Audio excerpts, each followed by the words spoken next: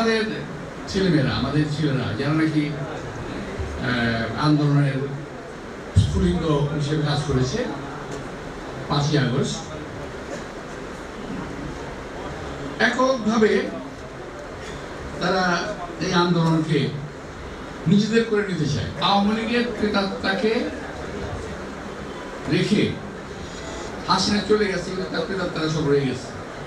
আমার সামনে এখন 8 জনের নাম আছে, আমি আর বলবো না। সবাই সচিব হিসেবে আজকে মন্ত্রণালয়ে অবস্থান করছে। আবার সবচেয়ে আশ্চর্যজনক বিষয় হলো, এত কথার পরও, এত বিরোধিতার পরও মাত্র 2 দিন অথবা 3 দিন আগে সচিবালয়ে আরেকজন প্রাক্তন সচিবকে, রিটায়ার্ড সচিবকে, বাকশালী সচিবকে নিয়োগ দেওয়া হয়েছে কন্ট্রাক্টে, এই কয়েকদিন আগে, আজকে কালকে অথবা পরশু দিন। এখন বাকশালীদের প্রেতাত্মাকে বগল দাবা করে নিয়ে আপনারা কি সংস্কার করবেন? জাতির কাছে প্রশ্ন জাগে, আমার কাছেও প্রশ্ন জাগে। আমরা কি আওয়ামী লীগকে আবার ফিরিয়ে আনার রাস্তা করে দিচ্ছি?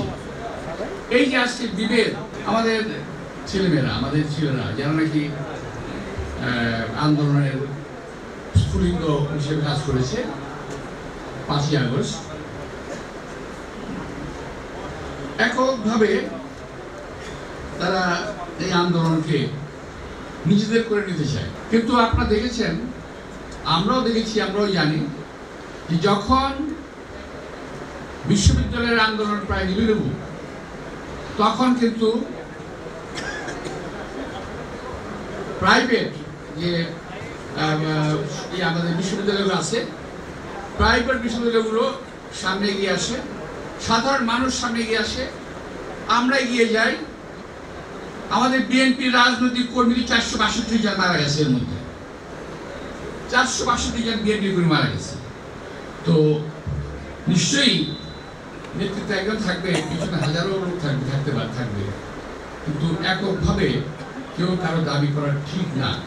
এতে কিন্তু জনমনে বিভেদ সৃষ্টি হবে, একের প্রতি অপরের বিদ্বেষ সৃষ্টি হবে। এই যে আমার কথা বলতে হচ্ছে, আমি এই কথাটা বলতে বাধ্য এই কারণে, 71 সালে মুক্তিযুদ্ধে অংশগ্রহণ করেছি এবং সেটাও একবারে ফ্রন্ট ফাইটে অংশগ্রহণ করেছি। আমার সঙ্গে বহু সহকর্মী 71-এ মারা গেছে, আমার বন্ধু বান্ধব টোটাল মারা গেছে প্রায় 3 লক্ষ, শহীদ হয়েছে। শহীদের রক্তের দিয়ে লেখা যে সংবিধান, সেই সংবিধানকে যখন কবর দেওয়ার কথা বলা হয়, তখন কিন্তু আমাদের কষ্ট লাগে। আমরা তোমাদের সিনিয়র হিসেবে, তোমাদের অগ্রজ হিসেবে আমরা কষ্ট পাই যে এটা কি করছে, কোথায় এইভাবে বলাটা কি হলো। ওই সংবিধানে যদি খারাপ কিছু থাকে, নিশ্চয়ই সেটা বাতিল যোগ্য। যদি নতুন করে সংবিধান লিখতে হয়, তাও তো লিখতে হবে আগের অমুক সালের সংবিধান বাতিল করে এই সংবিধান জারি করা হলো, এটা তো লিখতে হবে। তো সুতরাং এই সংবিধানকে সংশোধন করা যাবে।